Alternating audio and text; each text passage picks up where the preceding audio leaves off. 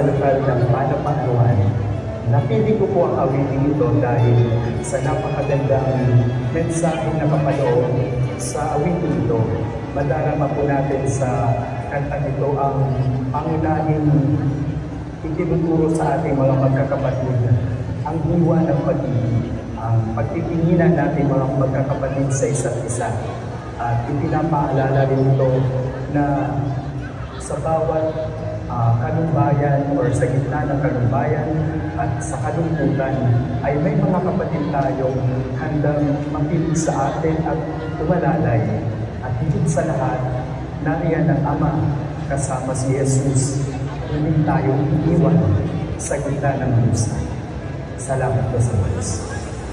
Para sa kanyang reputasyon ng awitin, sige lang kapatid. Narito si Brother Ryan De Vera.